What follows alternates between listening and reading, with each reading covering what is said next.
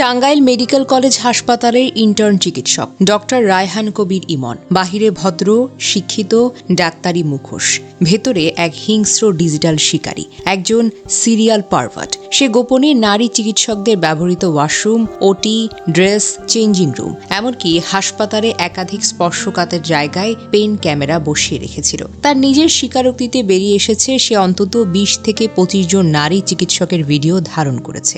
ভাবা যায় যে জায়গায় একজন নারী সবচাইতে নিরাপদ মনে করে ওয়াশরুম, চেঞ্জিং রুম, ঠিক সেখানেই ওত পেতেছিল এক বিকৃত চোখ।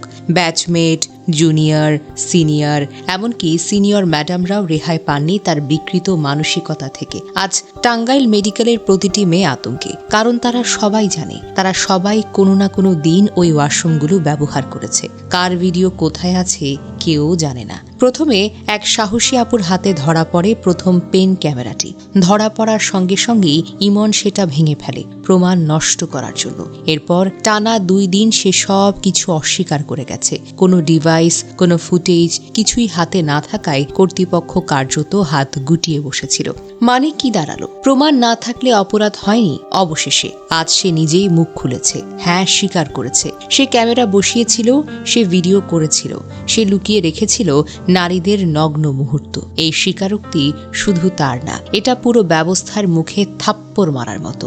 ২৬শে জানুয়ারি বিকেলে হাসপাতাল যেন আগ্নেয়গিরি হয়ে ফেটে পড়ে। শিক্ষার্থীরা তাকে চিনে ফেলতেই ক্ষোভের আগুন ছড়িয়ে পড়ে চারিদিকে। ইন্টার্ন চিকিৎসকরা হাসপাতালের পরিচালক সহ অভিযুক্তকে অবরুদ্ধ করে রাখেন। খবর পেয়ে ঘটনাস্থলে আসে নির্বাহী ম্যাজিস্ট্রেট, থানা পুলিশ, ডিবি পুলিশ, এমনকি সেনাবাহিনীর সদস্যরাও।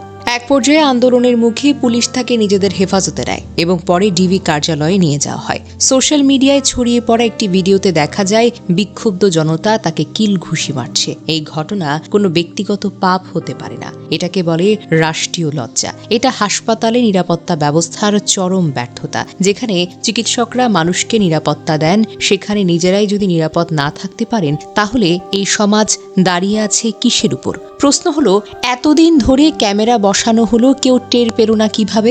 সিসিটিভি নেই কেন? নিয়মিত সুইপিং করা হয় না কেন? অভিযোগের পরও কেন প্রশাসন প্রথমে নীরব ছিল? প্রমাণ ভাঙার সুযোগ পেল কিভাবে সে?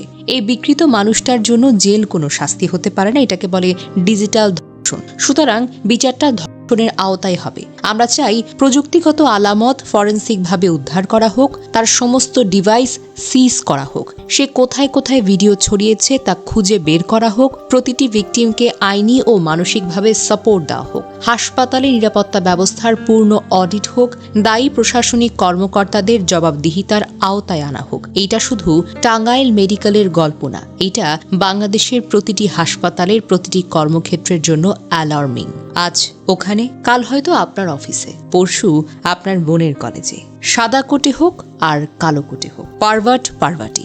আর যারা এখনো এটাকে ছোট ঘটনা বলে মনে করেন, তারা আসলে এই অপরাধের নীরব সহযোগী।